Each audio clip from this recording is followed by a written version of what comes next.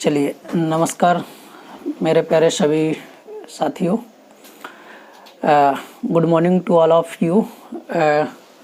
आज हम लोग विशेष चैप्टर पर डिस्कस करेंगे जहां से विभिन्न प्रकार के परीक्षाओं में विभिन्न प्रकार के प्रश्न आते हैं और उस चैप्टर में बहुत ही इम्पोर्टेंट चैप्टर है, जैसा कि हम पिछले वाले लेक्चर में भी उसको बता चुके हैं, लेकिन उसके आगे आज कंटिन्यू करेंगे और इसके साथ ही वो जो आगे कंटिन्यू करेंगे उसके आगे का जो है वो उसमें ऐड होगा। जैसे हम लोग पढ़ने जा रहे हैं, मोस्टली आप देखिए जो क्वेश्चन ज़्यादातर आपने देखा होगा लॉ ऑफ डिमांड, जो मांग का नियम है ना।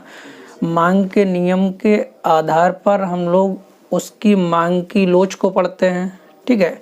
तो जो मांग का नियम है, लॉ ऑफ डिमांड है, उसके आधार पर आगे चल करके हम लोग इलास्टिसिटी ऑफ डिमांड पढ़ते हैं, मांग की लोच।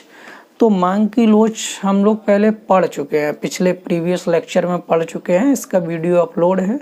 फिर भी आप एक बार फिर से हम आपको पुनर्रिवाइज करा देंगे मांग की लोच क्या होती है, और उसी में आगे हम कंटिन्यू करेंगे। तो कंटिन्यू क्या करेंगे, मांग की लोच को तो हमने आपको बताई है। आगे साथ में हम लोग आज जो है इनकम इलास्टिसिटी भी पढ़ेंगे, आय मांग की लोच, ठीक है। तो आय मांग की लोच पढ़ेंगे एक। दूसरा हम लोग पॉइंट इलास्टिसिटी भी पढ़ेंगे, बिंदु लोच, ठीक है, उसके बारे में भी कंसिडर आज किया जाएगा। फिर तीसरा हम लोग पढ़ेंगे यहाँ पर यानी कि स्थानापन्न जो वस्तुएं हैं उनके संदर्भ में भी लोच होती है, जिसे हम लोग कहते हैं सब्स्टिट्यूशन गुड्स जो होती हैं, या हम उसको कहें क्रॉस इलास्टिसिटी ऑफ डिमांड, मतलब तिर्यक मांग की लोच या आड़ी मांग की लोच। तो आगे आड़ी मांग की लोच एक अलग हो गया, आय मांग की लोच एक अलग पॉइंट हो गया, कीमत मांग की लोच एक अलग हो गया, बिंदु लोच एक अलग हो गया, ठीक। और उसके बाद जब हम दो बिंदुओं को लेकर के उनके बीच जो है उनकी इलास्टिसिटी को जानना चाहते हैं, तो उसे हम लोग कहते हैं आर्क इलास्टिसिटी ऑफ डिमांड, उसे हम लोग कहते हैं चाप मांग की लोच, आर्क, ठीक है, चाप मांग की लोच। तो लोच के कई टाइप्स हो गए, ठीक है। यानी कि एक प्राइस की वजह से हम लोग देख रहे हैं, प्राइस में जो चेंज हो रहा है उसके वजह से मांग में कितना चेंज हो रहा है, तो that is called a price elasticity of demand. Income में कितना चेंज हो रहा है उसके आधार पे मांग में कितना चेंज हो रहा है, that is called a income elasticity of demand. एक बिंदु पर हम ये देखना चाह रहे हैं कि इस बिंदु पर कीमत और मांग में कितना परिवर्तन हो रहा है, वहाँ बिंदु मांग की लोच हो जा रहा है। और दो बिंदुओं के मध्य जब हम एक पॉइंट से दूसरे पॉइंट पर हम जो है ये पता कर रहे हैं कि कितना यहाँ फ्लेक्सिबिलिटी है, तो वहाँ बिंदु लोच हो रहा है। तो इस तरीके से कई लोच हैं, लेकिन ये क्या है, डिमांड साइड का हिस्सा है, ठीक है। लेकिन हमें सप्लाई साइड को भी ध्यान में रखना है, पूर्ति। तो पूर्ति को भी हम ध्यान में रखेंगे तो पूर्ति की भी लोच होगी। तो पूर्ति क्या होता है, जैसे जैसे कीमत बढ़ती है, ठीक, तो जैसे जैसे कीमत बढ़ती है, जैसे मान लो ये है, जैसे जैसे आपकी प्राइस 1 है, P1 P2 P3, तो हम लोग क्या करते हैं कि कीमत बढ़ने के साथ साथ हम लोग क्या करते हैं, यानी कि क्वांटिटी भी बढ़ाते हैं, Q1 Q2 Q3, ठीक है। यानी क्वांटिटी का मतलब सप्लाई भी बढ़ाते हैं। तो जिस तरीके से कीमत और क्वांटिटी में जो रिलेशनशिप होता है, संबंध, तो वो कैसा होता है, पॉजिटिव होता है। क्यों होता है, क्योंकि कीमत बढ़ती है तो लोगों के लाभ की संभावना क्या होती है, बढ़ जाती हैं। जब इन्वेस्टरों के लाभ की संभावनाएं बढ़ती हैं तो वो प्रोडक्शन क्या करना चाहते हैं, ज़्यादा करना चाहते हैं। तो जब यहाँ प्राइस बढ़ती है तो यहाँ सप्लाई भी क्या होती है, बढ़ती है। इसका मतलब ये होगा, यदि हम जो है इसको इस तरीके से कहें कि यहाँ पर मान लो प्राइस जो है बढ़ रही है और यहाँ पर सप्लाई भी क्या होगी, बढ़ेगी। तो प्राइस बढ़ेगी तो सप्लाई बढ़ेगी, प्राइस बढ़ेगी तो सप्लाई बढ़ेगी। तो सप्लाई कर्व हमारा कैसा होता है, ऐसा होता है, ये सप्लाई कर्व है। जबकि डिमांड कर्व कैसा होता है, प्राइस और डिमांड में जो रिलेशनशिप होता है वो नेगेटिव होता है। क्योंकि प्राइस जनरली प्राइस अगर बढ़ती है तो उस वस्तु की डिमांड क्या हो जाती है, घट जाती है ना। तो यहाँ प्राइस जैसे यहाँ बड़ी P1 P2 P3 हुआ तो यहाँ डिमांड भी क्या होती है, यानी कि P1 है तो डिमांड अधिक है, ठीक है, P2 हो गया तो डिमांड कम हो गया, P3 हो गया तो डिमांड और कम हो गया। तो इन बिंदुओं को मिलाकर जो रेखा खींची जाती है इसे क्या कहा जाता है, डिमांड कर्व। और जहाँ पर सप्लाई और डिमांड दोनों एक दूसरे को काटते हैं यानी D=S, वहीं पर क्या होता है, संतुलन होता है, वहीं पर कीमत का क्या होता है, निर्धारण होता है। तो ये हो गया P पॉइंट, ठीक है। और यहाँ मान लो ये काट दिया, ये बिंदु है, इतनी जो है सप्लाई हो गई, मात्रा हो गई, इतनी मांग करेगा, ये इतना यानी आपूर्ति होगी। तो ये डिमांड और सप्लाई को जहाँ पर काटा जाता है वहीं पर संतुलन होता है, ठीक है।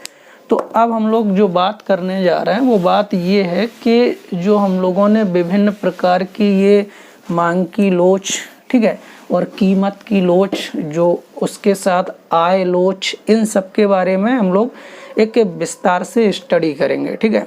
तो विस्तार से स्टडी का मतलब ये है जो बीए के एग्ज़ाम में भी आता है, एमए के भी एग्ज़ाम में आता है, जीडीसी के एग्ज़ाम में भी जो असिस्टेंट प्रोफेसर के पेपर होते हैं, टीजीटी पीजीटी नेट जेआरएफ सब जगह से आता है। तो इसमें अभी जीडीसी का जो एग्ज़ाम हुआ है उस जीडीसी के एग्ज़ाम में यहाँ से एक प्रश्न आया है कि विभिन्न प्रकार के जो वक्र होंगे तो उन वक्रों पर मांग की लोच क्या होती है, जो कर्व होते हैं डिफरेंट टाइप्स के। तो हम लोग जो है एक विशेष जो है इसके बारे में अध्ययन करने चल रहे हैं। तो आप सभी लोग उसको सही तरीके से समझ लीजिएगा और हम लोग जो है उसके बारे में एक विशेष जो है चर्चा करेंगे। तो चर्चा करने का मतलब है कि हम लोग सबसे पहले पुनः एक बार जो है रिवाइज कर लेंगे कि मांग की लोच क्या है। तो मांग की लोच को आप साधारण शब्दों में लिख सकते हैं कि कीमत के सापेक्ष, यानी जो प्राइस है कीमत के सापेक्ष मांग की मात्रा में होने वाले सापेक्षिक या आनुपातिक परिवर्तन को, या वहाँ पर प्रतिशत परिवर्तन भी हो सकता है, परिवर्तन को मांग की लोच कहा जाता है। प्राइस इलास्टिसिटी ऑफ डिमांड हम लोग कहेंगे, ठीक है। तो ये हो गया, यानी हम देखिए अब आसानी से आप डिफाइन कर सकते हैं। लोच का मतलब फ्लेक्सिबिलिटी कितना है, परिवर्तन कितना हो रहा है। तो जैसे अगर हम ये बात कर रहे हैं, प्राइस की बात कर रहे हैं, तो मान लो ये P1 है और ये मान लो P2 है, ये मान लो Q1 है और ये मान लो Q2 है। तो हम ये कह रहे हैं कि मान लो कोई X वस्तु है, इस X वस्तु की कीमत 10 रुपये है, तो मांग इसकी 100 इकाई के बराबर है। हम ये कह रहे हैं कि यदि कीमत परिवर्तित होकर 8 रुपये हो जाती है, घट जाती है, तो मांग की मात्रा मान लो बढ़ के 120 इकाई हो जाती है। तो लोच क्या है, फ्लेक्सिबिलिटी क्या है, लॉ ऑफ डिमांड तो ये है कि प्राइस यदि कम होती है तो क्वांटिटी क्या होती है, बढ़ जाती है। दैट इज कॉल्ड यानी कि क्या, inverse relationship between price and यानी कि क्वांटिटी या डिमांड। मतलब जो संबंध है कीमत और मांग में वो कैसा है, विपरीत है। विपरीत क्यों है, क्योंकि देखिए हमने क्या कहा कि जो D है वो हमारा dx है, x वस्तु की मांग कर रहे हैं, तो ये संबंध को रिप्रेजेंट कर रहा है 1 प्राइस ऑफ x, ठीक है। यानी प्राइस के क्या है, ये जो है व्युत्क्रम है, ठीक है। यानी हम ये कह रहे हैं प्राइस बढ़ेगी तो डिमांड क्या हो जाएगी, कम हो जाएगी, और प्राइस यदि कम होगी तो डिमांड क्या हो जाएगी, बढ़ जाएगी। तो ये किसके आधार पर है, ये है हमारा मांग के नियम के आधार पर। तो एक क्वेश्चन तो ये आता है जो हम बता चुके हैं आप लोगों को। अब इसमें फ्लेक्सिबिलिटी लोच क्या है, तो अब हमें ये देखना है कि प्राइस में कितना परिवर्तन हुआ, ठीक। पहले कितना था 10 रुपये, अब कितना हो गया 8 रुपये। कौन सी वस्तु है, ये x वस्तु है, कोई भी हो। तो अब इनकी मात्रा कितनी परिवर्तित हुई, तो पहले हमें ये देखना है कि कीमत में कितने प्रतिशत परिवर्तन हुआ। जिसके सापेक्ष मांग की मात्रा में कितने प्रतिशत परिवर्तन हुआ। तो ये कीमत के सापेक्ष मांग की मात्रा में होने वाले परिवर्तन को ही हम क्या कहते हैं, कीमत मांग की लोच कहते हैं। हम लोग क्या कह रहे हैं, प्राइस इलास्टिसिटी ऑफ डिमांड। अब कीमत की जगह पर यहाँ इनकम हो, वाई हो, ठीक है, आय हो, तो आय में परिवर्तन के सापेक्ष यानी कितना आय में प्रतिशत परिवर्तन हो रहा है, इसके सापेक्ष कितना डिमांड में या क्वांटिटी में परिवर्तन हो रहा है, कितने प्रतिशत, तो ये कहलाएगा आय मांग की लोच। ठीक, अब हम दो वस्तु ले रहे हैं x और y, अगर इसके कीमत में परिवर्तन होने पर इसके मांग में परिवर्तन होता है तो इसे हम लोग कहते हैं क्रॉस इलास्टिसिटी ऑफ डिमांड। ठीक है, तिर्यक मांग की लोच या आड़ी मांग की लोच। अब यदि हम ये कह रहे हैं कि पूर्ति लोच क्या है, सप्लाई यानी कि इलास्टिसिटी, तो हम कह रहे हैं कि प्राइस में कितना परिवर्तन होगा जिसके सापेक्ष आपूर्ति सप्लाई में कितना परिवर्तन होगा, यही आपका कहलाएगा पूर्ति लोच। ठीक है, तो हम लोग जो है इसकी विशेष चर्चा करते हैं और इसको हम लोग ग्राफिकल वे में समझते हैं। तो चलिए आइए हम लोग ग्राफिकल वे में जो है इन सारी चीज़ों को समझते हैं, इसके ग्राफ भी देखते हैं। चलिए कि जो हमने बताया प्राइस इलास्टिसिटी ऑफ डिमांड क्या होती है इसके बारे में हम लोग चर्चा करते हैं, इनकम इलास्टिसिटी ऑफ डिमांड क्या होती है इसके बारे में चर्चा करते हैं, पॉइंट इलास्टिसिटी ऑफ डिमांड क्या होती है इसके बारे में चर्चा करते हैं, और साथ ही सप्लाई इलास्टिसिटी ऑफ डिमांड क्या होती है इसके बारे में चर्चा करते हैं। तो ये कई टाइप्स की इलास्टिसिटी ऑफ डिमांड है। तो हम लोगों ने जो डेफिनेशन में देखा, हमने आपको बताया कि कीमत मांग की लोच क्या होती है, इसे प्राइस इलास्टिसिटी ऑफ डिमांड कहते हैं।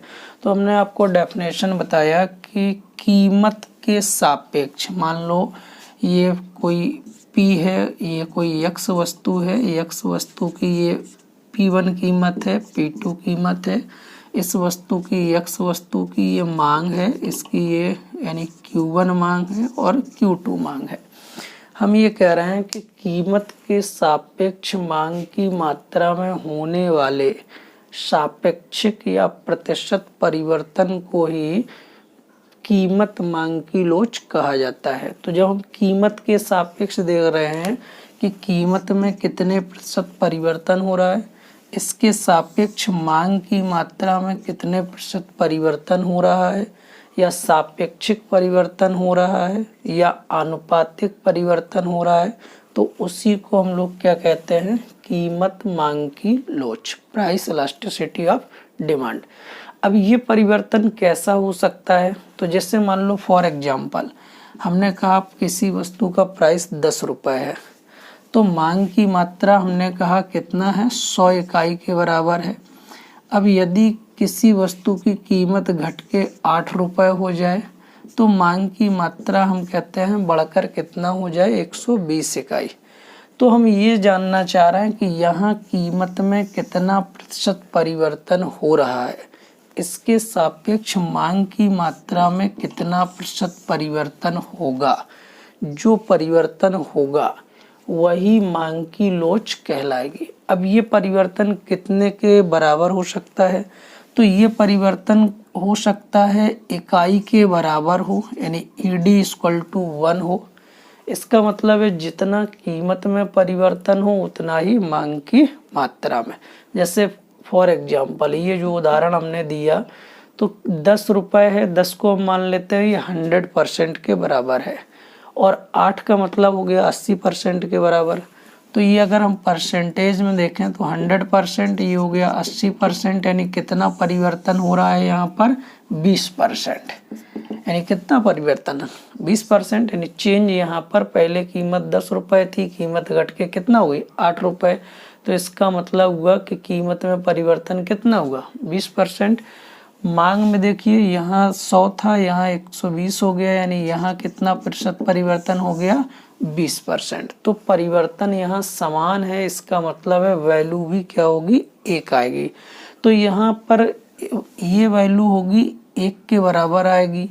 हो सकता है सिचुएशन ऐसी हो कीमत में परिवर्तन जितना हो उसकी अपेक्षा मांग में परिवर्तन अधिक हो जाए। तो जैसे यहाँ मांग जो है 100 से बढ़ के 140 हो जाए तो परिवर्तन कितने % हो जाएगा, 40%, यानी कीमत से यानी कि मांग में परिवर्तन अधिक हो गया तो मांग की लोच क्या हो गई, अधिक लोचदार, यानी वैल्यू ग्रेटर देन 1 आ जाएगी। इससे हम लोग कहेंगे, इसे कहेंगे इकाई लोचदार मांग, इसे कहेंगे अधिक लोचदार मांग या हाईली इलास्टिसिटी ऑफ डिमांड। फिर अगर कीमत में जितना परिवर्तन हो रहा है उसके सापेक्ष मांग में परिवर्तन कम हो रहा है, यानी कि यहाँ मांग जो है 100 से बढ़ कर के 110 हुई है, तो इसका मतलब है मांग में परिवर्तन कितना, 10%, कीमत में परिवर्तन कितना, 20%, तो कीमत के सापेक्ष मांग में परिवर्तन कम है, तो इसलिए जो लोच होगी वो क्या होगी, लेस देन 1, यानी 1 से कम। तो इससे हम लोग किस नाम से जानेंगे, इसे जानेंगे हम लोग बेलोचदार मांग के नाम से, इनइलास्टिसिटी ऑफ डिमांड। अब यदि हम ये कहें कि कीमत में परिवर्तन हो रहा है जितना, उसके सापेक्ष जो है मांग की मात्रा में परिवर्तन क्या है, कुछ भी नहीं हो रहा है, यानी परिवर्तन क्या है, यानी किस, 0 है, यानी जितनी पहले मांग थी उतनी अभी भी मांग है, यानी 100 ही है, तो इसका मतलब है मांग में परिवर्तन 0% और कीमत में परसेंट 20%, तो कीमत के सापेक्ष मांग की मात्रा में परिवर्तन 0, तो इसका मतलब है इससे हम लिखेंगे ED = 0, यानी मांग की मात्रा क्या है, पूर्णतः बेलोचदार। तो इसे हम लोग लिखेंगे परफेक्टली इलास्टिसिटी ऑफ डिमांड, ये हो गया पूर्णतः बेलोचदार मांग, ठीक है। अब यदि हम कह रहे हैं कीमत के सापेक्ष मांग की मात्रा में परिवर्तन इनफाइनाइट हो रहा है, तो इससे हम लोग लिखेंगे ED = इनफाइनाइट, यानी ये होगा पूर्णतः लोचदार मांग, ठीक है। तो ये 5 प्रकार का परिवर्तन देखने को मिलेगा कीमत के सापेक्ष।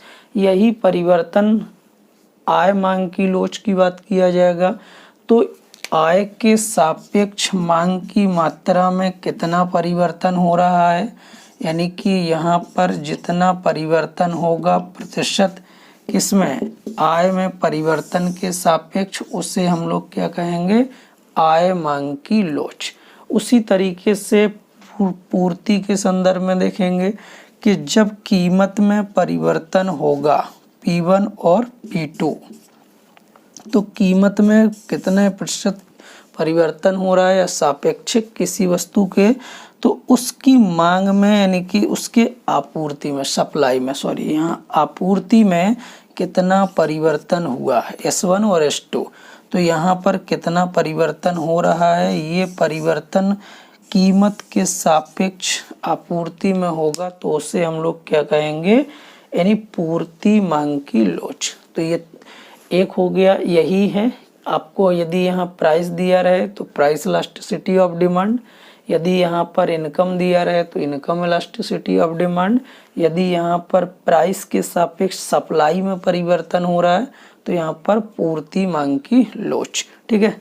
अब यहाँ पर हम लोग क्या करेंगे, इसके फॉर्मूले को देखेंगे। तो हमने आपको फॉर्मूला बताया था कि जब हम बात करते हैं किसका, यानी कि इसकी, तो ये आपका कितने प्रकार की हो गई मांग की लोच, 5 प्रकार की, 5 प्रकार की हो गई। फॉर्मूला क्या यूज करेंगे, फॉर्मूला यूज करेंगे डेल्टा Q/Q इंटू P/P, यानी माइनस का चिन्ह रहेगा, ED से रिप्रेजेंट किया जाएगा। अब इस हम थोड़ी देर के लिए इसको हटा देते हैं, ठीक है। तो ये क्या किया जाएगा, इससे रिप्रेजेंट किया जाएगा, ये फॉर्मूला यूज करेंगे। क्यों करेंगे, क्योंकि हमने आपको बताया है कि कीमत और मांग में संबंध कैसा होता है, अपोजिट होता है, इसलिए यहाँ माइनस का चिन्ह रखेंगे और वैल्यू कोई भी माइनस में नहीं आएगी।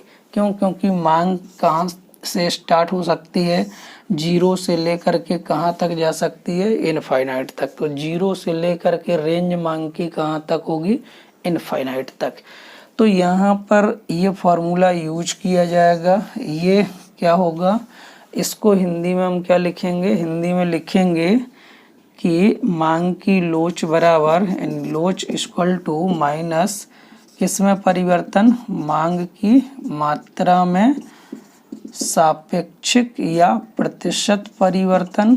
किसके सापेक्ष देख रहे हैं, कीमत के, तो कीमत में प्रतिशत या सापेक्षिक परिवर्तन। ठीक है, अब ये फॉर्मूला यूज करना है। इसको हमने ये मैथमेटिकल वे में रिप्रेजेंट कर दिया।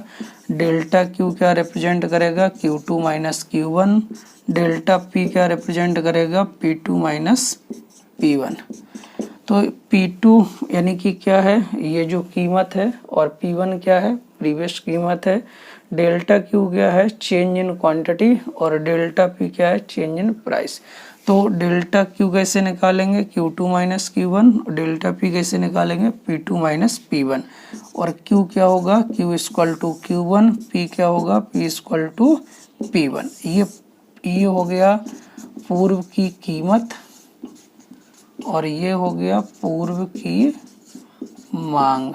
ठीक है, ये हो गया मांग में परिवर्तन। ठीक है, मांग में परिवर्तन कैसे देखेंगे, डेल्टा क्यू से। और कीमत में परिवर्तन कैसे देखेंगे, कीमत में परिवर्तन कैसे देखेंगे, डेल्टा पी से।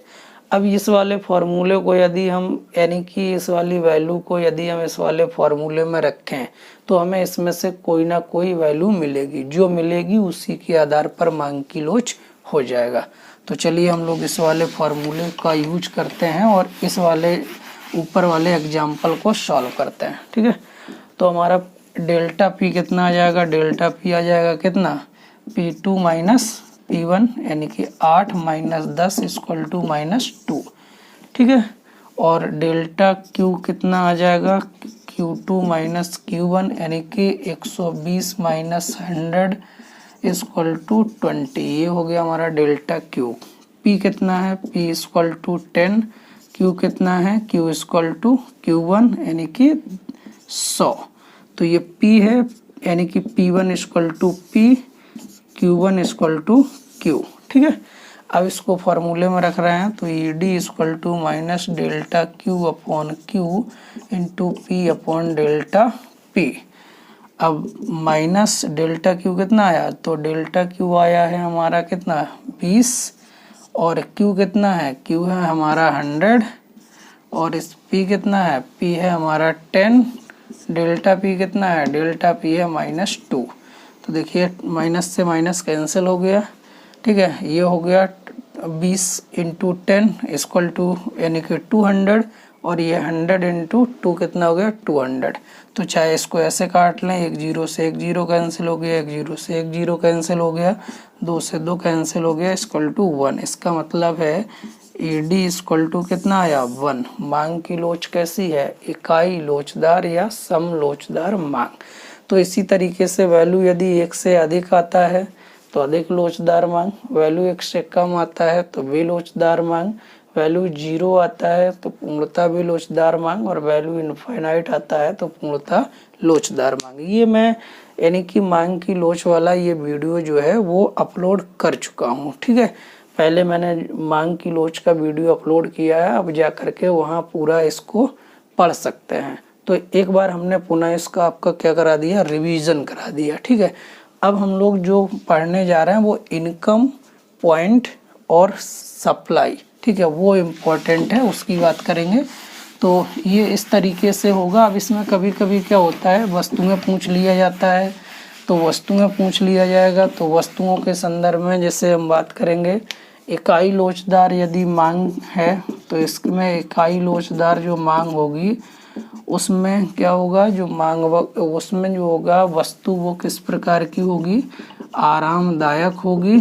ठीक है, और इसके बाद अगर अधिक लोचदार मांग है तो वस्तु किस प्रकार की होगी, विलासिता की होगी, हाईली इलास्टिसिटी ऑफ डिमांड।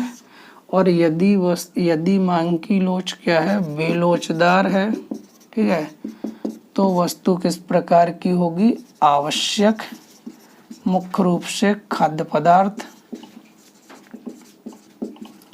और यदि वस्तु पूर्णतः बेलोचदार है, पूर्णतः बेलोचदार है, तो इसका मतलब है मांग किस प्रकार की हो गई, ये हो गया वस्तु किस प्रकार की हो गई, अति आवश्यक, जिसका कोई स्थानापन्न उपलब्ध नहीं है, जैसे फॉर एग्जाम्पल नमक। ठीक है। अब यदि मान लो वस्तु क्या है, यानी मांग की लोच क्या है, पूर्णतः लोचदार है, यानी कीमत में परिवर्तन के सापेक्ष मांग में परिवर्तन अनंत हो रहा है, तो यहाँ पर वस्तु किस प्रकार की होगी, अति विलासिता की। तो ये टाइप्स ऑफ गुड्स होगा जो कभी कभी पूछा जाता है कि किस प्रकार की मांग की लोच के संदर्भ में किस प्रकार की वस्तु होगी। और जो पूर्णतः बेलोचदार है इसके संदर्भ में जो मांग वक्र है वो किस प्रकार का होगा, लंब अक्ष के प्रति समानांतर। और जो पूर्णतः लोचदार मांग है इसमें मांग वक्र जो होगा वो क्या होगा, आधार अक्ष के प्रति समानांतर। ठीक है।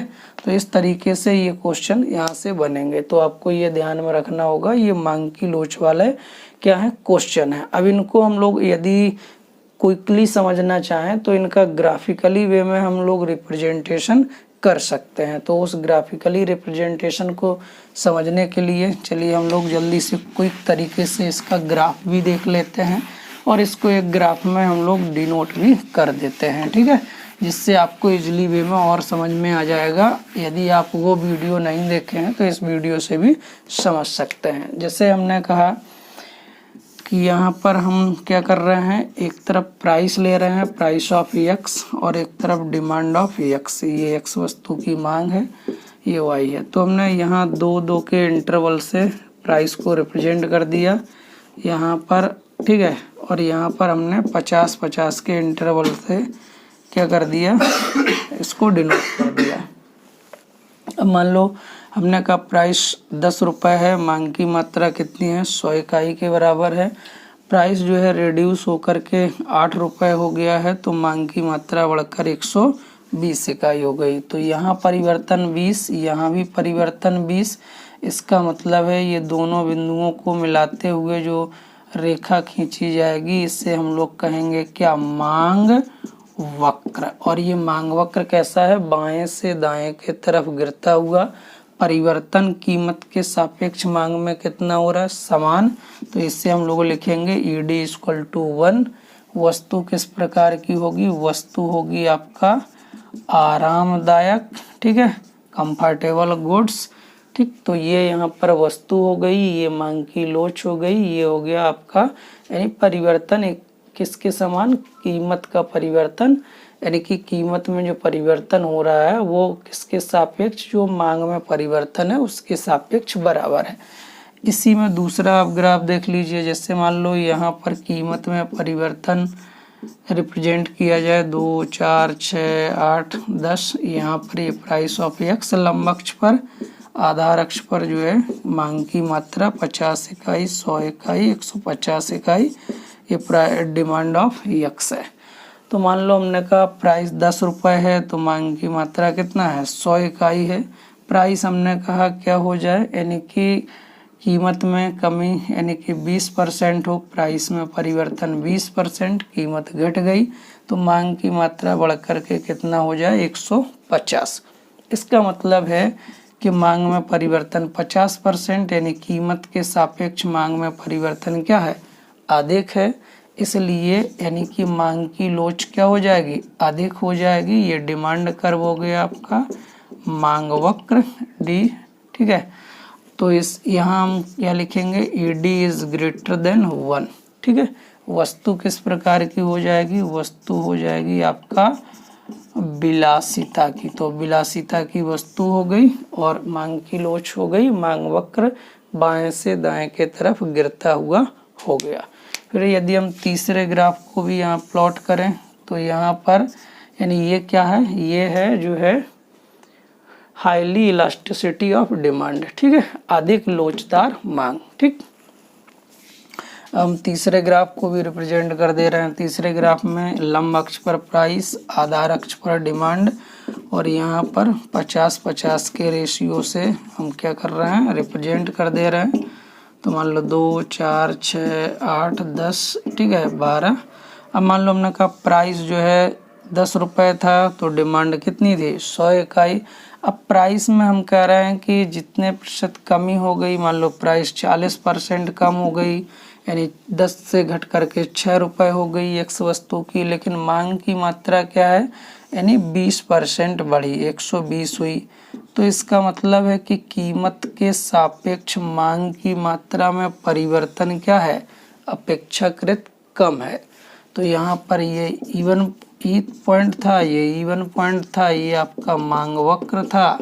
अब यहाँ पर लोच क्या हो गई, ईडी इज लेस देन 1। क्यों हो गई, क्योंकि कीमत के सापेक्ष मांग में परिवर्तन क्या है, अपेक्षाकृत कम है। तो इसको हम लोग क्या बोलेंगे, बेलोचदार मांग, इन इलास्टिसिटी ऑफ डिमांड। तो वस्तु किस प्रकार की होगी, इसके संदर्भ में वस्तु होगी आवश्यक, या इसको हम लोग बोलेंगे खाद्य पदार्थ। इस तरीके के पदार्थ में यानी कि इस प्रकार की मांग की लोच पाई जाती है। क्यों, क्योंकि ऐसी वस्तुएं हमेशा मार्केट में अवेलेबल होती हैं, उनके कीमतों में जितना परिवर्तन होता है उसके सापेक्ष मांग की मात्रा में परिवर्तन कम ही होता है। तो ये 3 ग्राफ हो गए। फिर इसके बाद यहाँ पर और आगे देखिए, अब कौन सा बच्चा, यानी कि 2 ग्राफ और बचे हुए हैं, इनकी बात कर लेते हैं जल्दी से। तो यहाँ पर आगे आप देखिए, अब हम कह रहे हैं कि ये जो है, ये लंब अक्ष पर प्राइस और आधार अक्ष पर मांग डिनोट करना है, ये एक्स है, ये वाई है।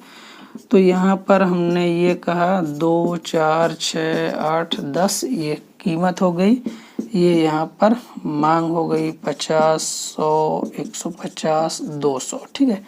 अब हमने कहा कीमत में परिवर्तन के सापेक्ष, चाहे कीमत कम हो या चाहे कीमत अधिक हो, लेकिन मांग की मात्रा में कोई भी परिवर्तन नहीं हो रहा है। मान लो कीमत 4 रुपये थी, तब भी हम कितना मांग कर रहे थे, 100 इकाई।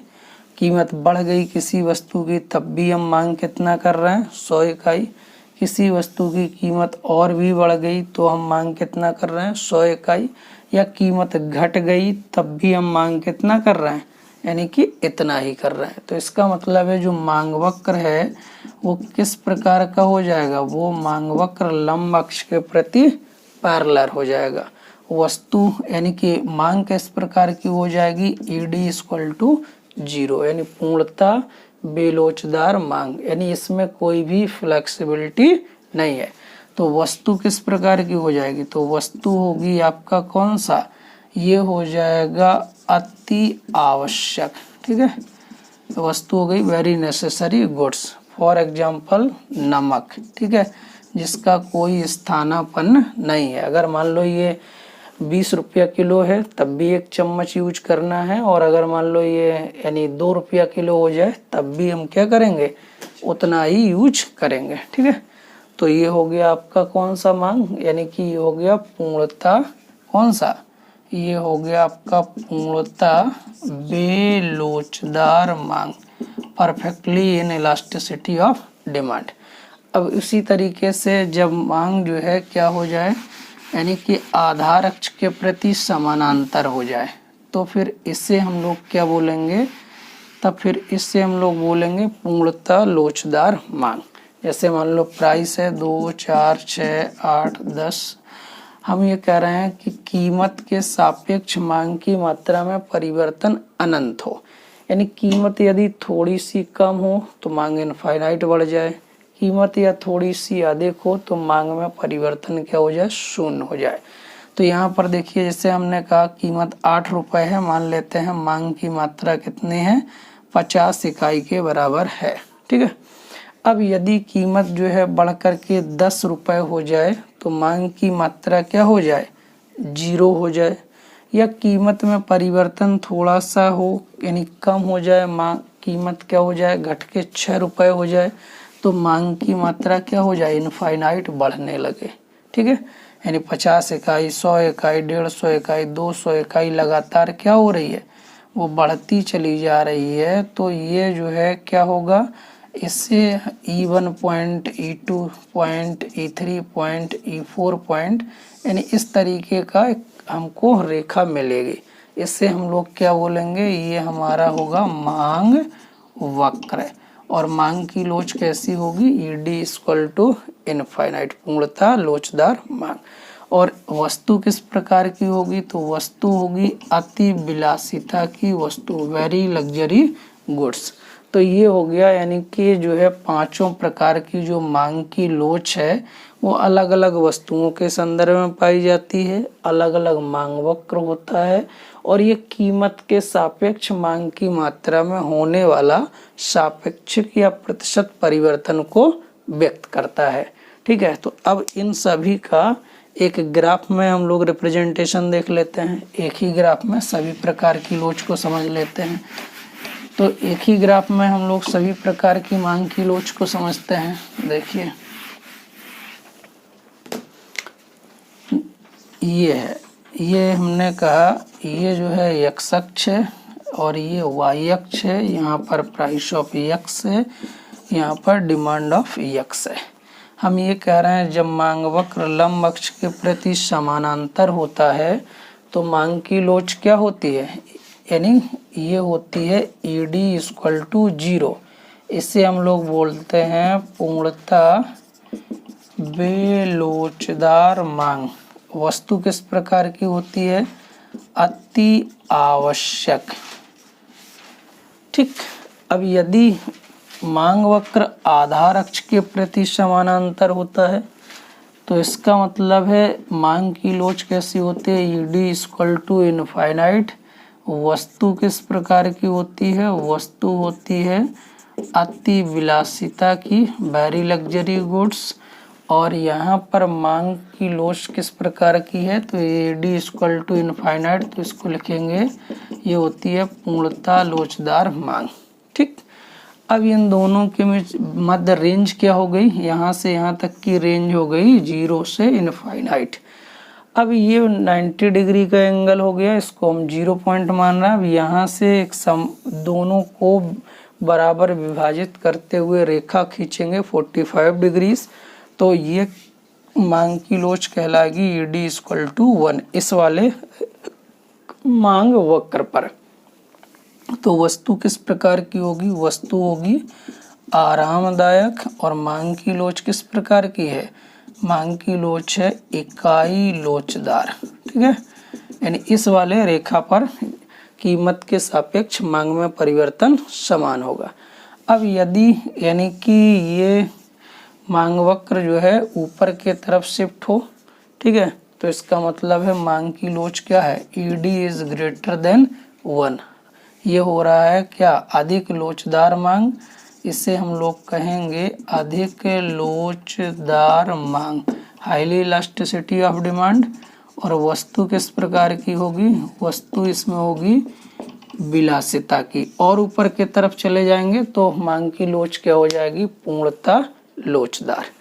अब यदि हम वैल्यू 1 से कम आती है तो इसका मतलब है कि वो 0 से अधिक है, 1 से कम है, इसका मतलब मांग वक्र और यानी कि इधर की तरफ खिसकेगा और ये लंब अक्ष के प्रति, और यहाँ मांग की लोच हो जाएगी ED इज लेस देन 1, 1 से कम। इसका मतलब वस्तु किस प्रकार की होगी, आवश्यक वस्तु हो जाएगी। और इसके साथ मांग की लोच क्या हो जाएगी, इन इलास्टिसिटी। इसको हम लोग क्या बोलेंगे, बेलोचदार मांग की लोच। अब यदि यहाँ से हम लोग 0 की तरफ आ जाते हैं तो मांग की लोच क्या होगी, पूर्णतः बेलोचदार। और वस्तु किस प्रकार की, अति आवश्यक वस्तु। और मांग वक्र लंब अक्ष के प्रति समानांतर। तो ये पूरी मांग की लोच हो गई जो विभिन्न प्रकार के ग्राफ के द्वारा हमने आपको रिप्रेजेंट कर दिया। विभिन्न प्रकार की वस्तुओं के संदर्भ में विभिन्न प्रकार के मांग वक्र होंगे और ये विभिन्न प्रकार के यानी मांग की लोच होगी जो कीमत के सापेक्ष क्या करेगी, मांग के मात्रा में परिवर्तन को रिप्रेजेंट करेगी। ठीक है, अब हम लोग चलते हैं यानी कि किसको समझने, तो अब हम लोग चल रहे हैं आय मांग की लोच को समझने। तो हम लोग अब आय मांग की लोच को समझ लेंगे, ठीक है। तो इसको आप बना लीजिएगा जो इम्पोर्टेंट है।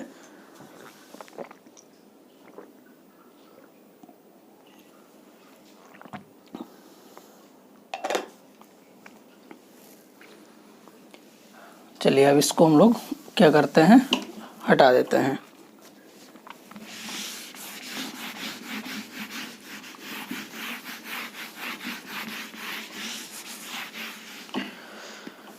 अब हम लोग चल रहे हैं आय मांग की लोच पे।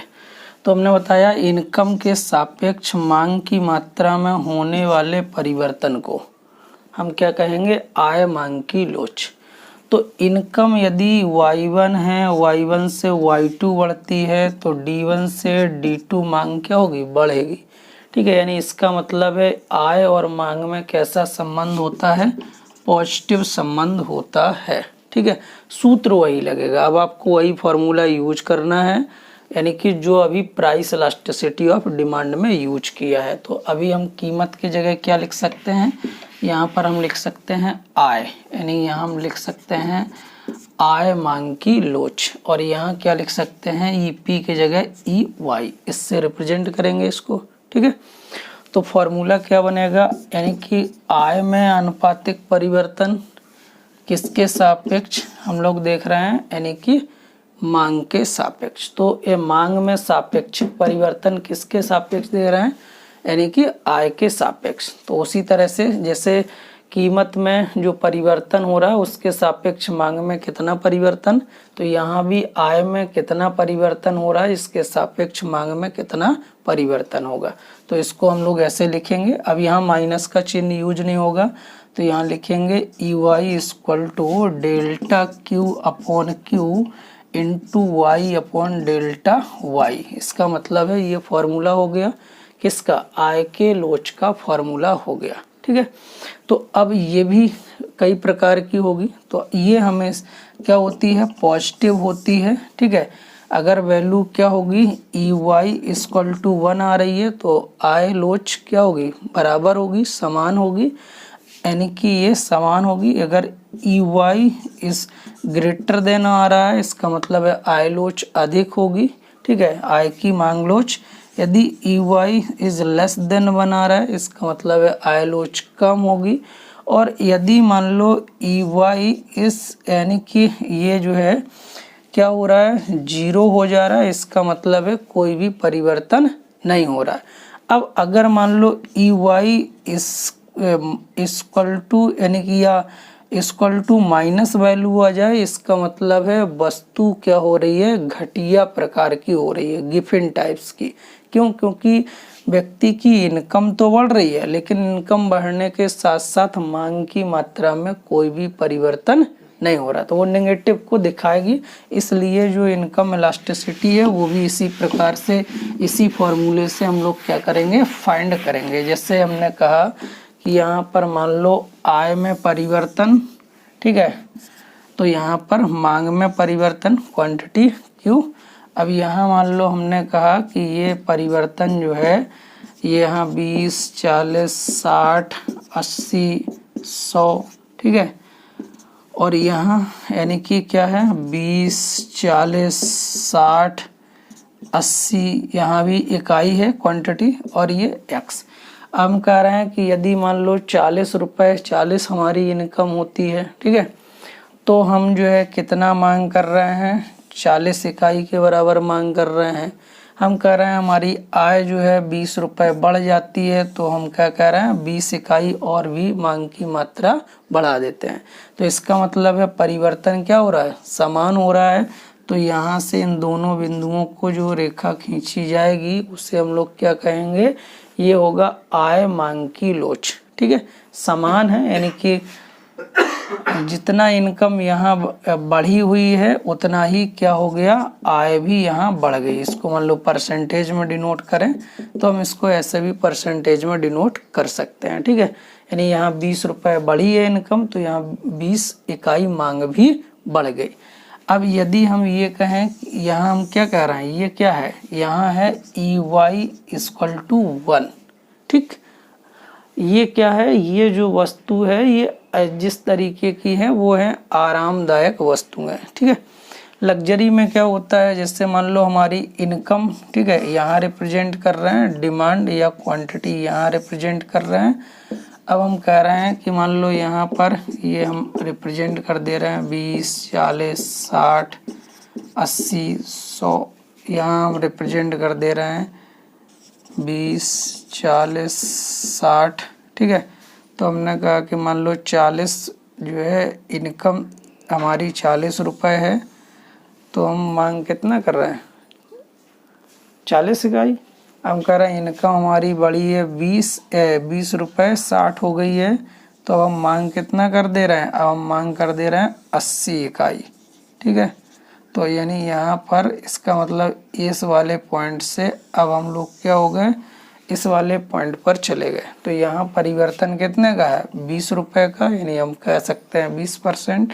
और यहाँ हमने परिवर्तन कितना कर दिया, यानी 40%। तो यहाँ परिवर्तन ज़्यादा है, तो ये हो गया EY इज़ ग्रेटर देन 1, यानी इसका मतलब है वस्तुएं क्या हो रही हैं, लग्जरी टाइप्स की हो रही हैं। हमारी इनकम जितनी बढ़ रही है उससे ज़्यादा मांग बढ़ा रहे हैं, ठीक है। तो इस तरीके से ये यहाँ बराबर है, ये इससे अधिक है, इससे कम भी होगा। अब कभी कभी क्या होगा, ये निगेटिव हो जाएगा। निगेटिव का मतलब ये है, जैसे हमारी ये इनकम है बढ़ रही है, ठीक है, ये मान लो 20, 40, 60, ठीक है, 80, 100।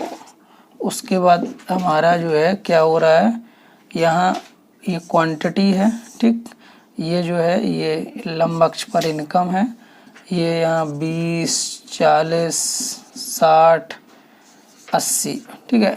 हमारी इनकम कितनी थी, हमारी इनकम थी 20 रुपये, तो हम क्या कर रहे थे 60 इकाई मांग कर रहे थे। अब हमारी इनकम बढ़ रही है, तो इनकम बढ़ने के साथ मांग क्या होती चली जा रही है, कम होती चली जा रही है। इसका मतलब है E1, E2, E3 इन सभी बिंदुओं को मिलाते हुए जो रेखा खींची जाएगी वो यानी क्या होगा, आपकी आय मांग की लोच को रिप्रेजेंट करेगा।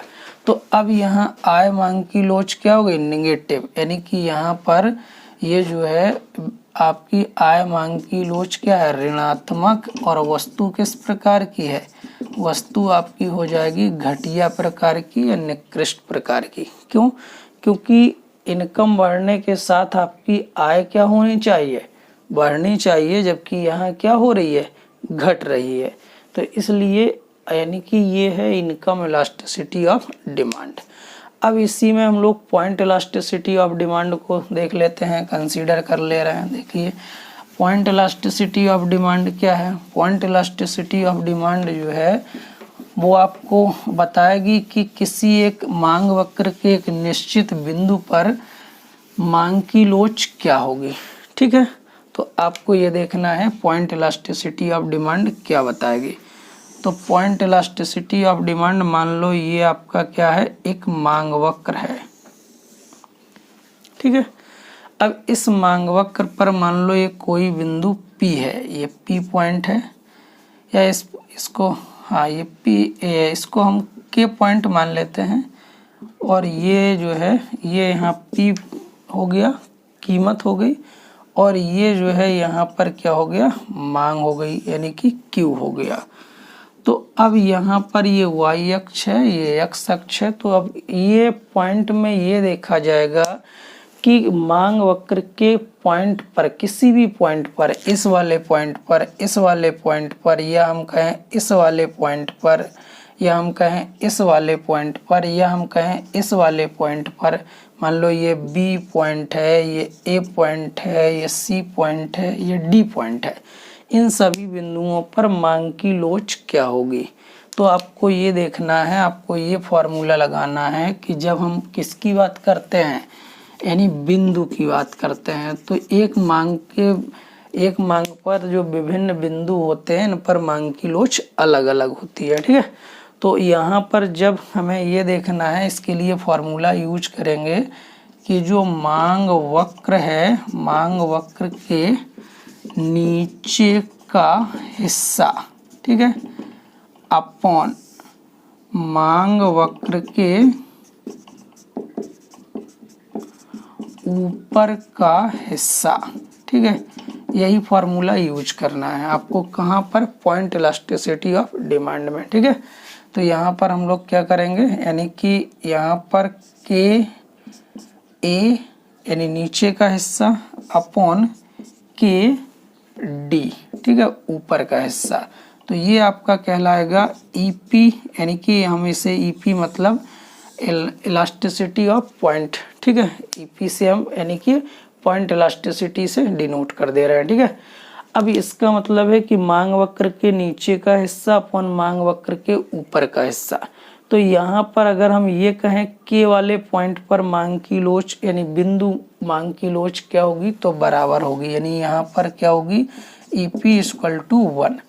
अब यहाँ क्या होगा, यानी कि यहाँ होगा ईपी इज लेस देन 1 और यहाँ हो जाएगा ईपी इक्वल टू 0। जैसे जैसे ये हम मांग वक्र ऊपर की तरफ बढ़ेंगे लोच क्या होगी, बढ़ेगी। ये होगा ईपी इज ग्रेटर देन 1 और यहाँ होगा ईपी इक्वल टू इनफाइनाइट। क्यों होगा, क्योंकि अगर हम इस वाले बिंदु पर मांग की लोच फाइंड करें तो इस वाले बी वाले पॉइंट पर देखेंगे तो बी वाले पॉइंट पर मांग की लोच क्या होगी, यानी कि बी ए अपॉन यानी कि ये नीचे का हिस्सा अपॉन ऊपर का हिस्सा, तो डी बी, ठीक है। तो डी बी हो गया। तो ये वाला हिस्सा क्या है, बड़ा है, ये वाला हिस्सा क्या है, छोटा है, इसलिए मांग की लोच क्या है, कम है। अगर हम ये सब ए वाले पॉइंट पर बात करें तो ए वाले पॉइंट पर यदि हम मांग की लोच की बात करें तो नीचे का हिस्सा मतलब 0 और ऊपर का हिस्सा मतलब आपका क्या है, यानी कि ए और डी। तो इसका मतलब है कि 0 में हम किसी भी चीज़ से भाग देते हैं 0 ही आता है, यानी यहाँ पर मांग की लोच इस वाले पॉइंट पर क्या होगी, 0 होगी, ठीक है। तो यहाँ मांग की लोच 0 हो गई, यहाँ क्या हो गई, ईपी इज लेस देन 1 हो गया, ठीक है। अब यदि हम इस वाले पॉइंट पर बात करें तो सी वाले पॉइंट पर बात करें तो सी वाले पॉइंट पर क्या होगा, नीचे का हिस्सा सी और ए अपॉन जो है क्या होगा, सी और डी। तो सी और डी होगा, यानी इसका मतलब है ये वाला हिस्सा बड़ा है और ये वाला हिस्सा छोटा है, इसलिए मांग की लोच यानी जो बिंदु है वो क्या है, अधिक है। इसलिए यहाँ पर क्या हो जाएगा, ईपी इज ग्रेटर देन 1, ठीक है, सी वाले पॉइंट पर। यदि डी वाले पॉइंट पर बात किया जाए तो डी वाले पॉइंट पर बात कर रहे हैं तो नीचे का हिस्सा क्या है, डी और ए अपॉन ऊपर का हिस्सा क्या है, 0। तो किसी भी संख्या में किसी भी इसमें ए और डी वाले में हम यानी कि यहाँ पर कोई यानी संख्या है उसमें 0 से भाग देंगे तो हमारा वैल्यू कितना आएगा, इनफाइनाइट। यानी इसका मतलब डी वाले पॉइंट पर जो है वो बिंदु लोच क्या होगी, इनफाइनाइट। तो ये हो गया पॉइंट इलास्टिसिटी ऑफ डिमांड। तो आपको ये ध्यान में रखना है कि जो ये सेंटर पॉइंट है बराबर है जहाँ पर, वहाँ पर मांग की लोच समान होगी और इसके ऊपर क्या होगा, मांग की लोच अधिक होगी और मांग वक्र का नीचे क्या होगी, यानी लोच क्या होगी, कम होगी। लेकिन यदि एक ही बिंदु से एक और मांग वक्र निकल जाए और उस पर मांग की लोच समान तरीके से हो तो पूछा जाए तो उस पर मांग की लोच क्या हो जाएगी, यानी उसके सापेक्ष यहाँ पर मांग की लोच क्या होगी, अधिक होगी, ठीक है। तो उसको हम लोग फिर जो है आगे देखते हैं कि डिफरेंट टाइप्स के मांग वक्र पर मांग की यानी बिंदु लोच क्या होती है। अब हम लोग चल रहे हैं पूर्ति लोच। तो पूर्ति लोच को भी हम लोग देख लेते हैं, पूर्ति लोच क्या होती है, तो इसको भी आप लोग समझ लीजिएगा, ठीक है। तो पूर्ति लोच क्या है, पूर्ति लोच की जब हम बात कर रहे हैं तो पूर्ति का मतलब है, यानी हम ये कह रहे हैं पूर्ति लोच का मतलब है कि यदि प्राइस में चेंज हो रहा है, ठीक है, तो इससे सप्लाई में कितना परिवर्तन हो रहा है यही दिखाएगा आपका पूर्ति लोच, ठीक है। तो यानी यहाँ परिवर्तन प्राइस और सप्लाई में कैसा होता है, ये भी पॉजिटिव होता है। क्यों, क्योंकि यदि वस्तु की कीमतें बढ़ती हैं तो इन्वेस्टरों के लाभ की संभावना बढ़ती है और वो सप्लाई को क्या करते हैं, बढ़ा देते हैं। तो यहाँ कीमत के सापेक्ष आपूर्ति में होने वाला सापेक्षिक या प्रतिशत परिवर्तन ही क्या कहलाता है, यानी पूर्ति मांग की लोच कहलाता है। ठीक है, तो यहाँ पर हम ये कहें तो इसको हम लिख सकते हैं पूर्ति लोच इक्वल टू आपूर्ति की मात्रा में प्रतिशत परिवर्तन किसके सापेक्ष, कीमत के सापेक्ष। तो कीमत में प्रतिशत परिवर्तन या आनुपातिक या सापेक्षिक परिवर्तन। ठीक है, तो यहाँ पर हम फॉर्मूला लिख सकते हैं, क्या हो जाएगा, तो यहाँ पर डेल्टा ये Q यानी delta S upon S into P upon delta P. ठीक है, तो ये इसका फॉर्मूला हो जाएगा। उसी तरीके से इसको हम लोग किससे रिप्रेजेंट करेंगे, यानी कि ES सप्लाई ऑफ, यानी कि ये आपका इलास्टिसिटी। तो इसी तरीके से ये आपका पूर्ति लोच का फॉर्मूला है, ये आपका निकल आएगा। जिससे मान लो हम ये कहें ये वाले ग्राफ में यहाँ पर हम प्राइस को ले रहे हैं, यहाँ पर सप्लाई को ले रहे हैं। ये उसी तरीके से है डिमांड और प्राइस के रिलेशनशिप के आधार पर, लेकिन यहाँ रिलेशनशिप पॉजिटिव होता है। इससे मान लो ये प्राइस है 2, 4, 6, 8, 10, ये सप्लाई है। मान लो यहाँ 50 इकाई, 100 इकाई, 150 इकाई। अब मान लो प्राइस 4 रुपये था तो सप्लाई 100 इकाई था। अब प्राइस बढ़ गया 6 रुपये तो सप्लाई कितना हो गया, मान लो यहाँ पर 100 से बढ़ के 120 हो गया। तो ये इन दोनों बिंदुओं को यानी मिलाते हुए जो रेखा हम लोग खींचेंगे ये क्या कहलाएगा, यानी कि सप्लाई कर्व कहलाएगा। ठीक है, अब यहाँ पर आपको सप्लाई की लोच जानना है कि सप्लाई की लोच क्या होगी। तो ये तो सप्लाई कर्व मिल गया आपको, जानते हैं सप्लाई कर्व ऐसा होता है पॉजिटिव ढाल वाला। अब इसकी लोच चाहिए, यानी कि सप्लाई यानी कि आपूर्ति की लोच। तो चलिए इसके लिए हम लोग ग्राफिकल चीज़ देखते हैं, ग्राफिक में कैसे रिप्रेजेंट करेंगे, फॉर्मूले में इसी तरीके से डिनोट करेंगे। ठीक है, तो यहाँ पर हम लोग जो है इसको क्या करने जा रहे हैं, इसको जो है ऐसे देखने जा रहे हैं ग्राफ में। देखिए अब ये है, अगर हम ये कह रहे हैं कि ये सप्लाई कर्व है ये, ठीक है, अब ये सप्लाई कर्व है तो यहाँ पर